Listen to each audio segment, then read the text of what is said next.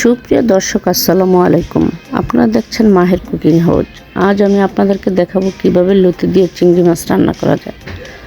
আর এই জন্য আমি নিয়েছি একটি প্যান, বসিয়ে দিয়েছি চুলায়, দিয়ে দিয়েছি তেল, তারপর দিয়ে দিয়েছি দুটি পেঁয়াজ কুচি।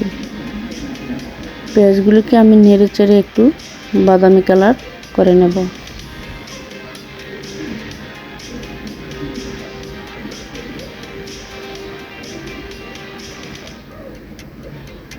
একটু বাদামি কালার হয়ে গেলে আমি দিয়ে দিব চিংড়ি মাছগুলো। চিংড়ি মাছগুলোকে দিয়েও আমি ভালোভাবে নেড়ে চেড়ে ভেজে নেব। তারপর আমি দিয়ে দিব 1 টেবিল চামচ লবণ, তারপর দিয়ে দিব 2 টেবিল চামচ রসুন বাটা। রসুন বাটাটা কিন্তু অবশ্যই দিতে হবে। রসুন বাটা দিলে খুব সুন্দর একটা ফ্লেভার আসে এবং গলা চুলকায় না হয় অনেক সময় লতি পানিতে হয়, তাই গলা চুলকায়। লতিটা একটু বেশি দিলে আর চুলকাবে না। এ পর্যায়ে আমি দিয়ে দিয়েছি 1 টেবিল চামচ হলুদ এবং 1 টেবিল চামচ মরিচের গুঁড়া দিয়ে আমি ভালোভাবে নেড়ে চেড়ে চিংড়ি মাছগুলোকে কষিয়ে নেব। তারপর আমি দিয়ে দিব 4টি কাঁচামরিচ।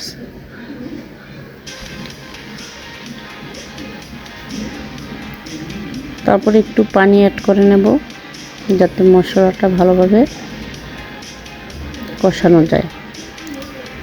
মশলাটা আমি ভালোভাবে কষিয়ে নেওয়ার পরেই ওইদিকে আমি আগেই লতি কেটে ভালোভাবে ধুয়ে রেখেছিলাম, সেগুলোকে এখন ঢেলে দেব। ঢেলে দিয়ে ভালোভাবে মশলার সাথে কষিয়ে নেব।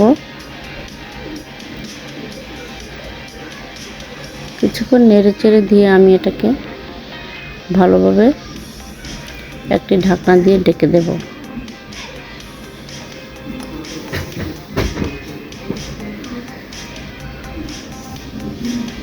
কিছুক্ষণ পরে ঢাকনা উল্টিয়ে আমি ভালোভাবে নেড়ে চেড়ে নেব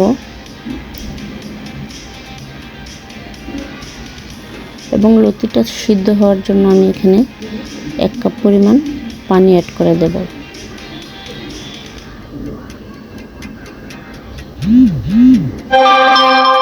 এবং আবারও ঢাকনা দিয়ে ঢেকে দেব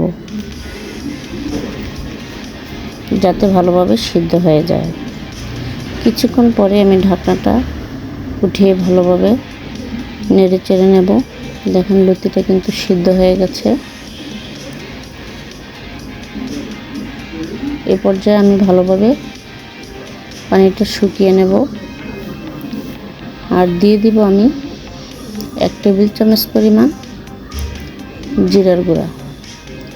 জিরার গুঁড়াটা দিয়ে আমি ভালোভাবে নেড়ে চেড়ে পানিটা শুকিয়ে নেব।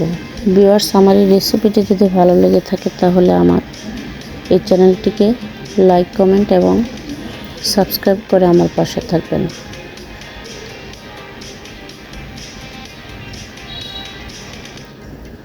এই পর্যায়ে আমি দিয়ে দিব কুচি করে রাখা ধনিয়া পাতা। ধনিয়া পাতা দিয়ে আমি নেড়ে চেড়ে ভালোভাবে মিক্সড করে নেব এবং উঠিয়ে নেব। আমার এই লতির রেসিপিটি কিন্তু হয়ে গেছে। ভিউয়ার্স, আজ এ পর্যন্তই। আবারও দেখা হবে নতুন কোনো রেসিপির ভিডিও নিয়ে। সে পর্যন্ত ভালো থাকেন। আল্লাহ হাফেজ। Bye bye.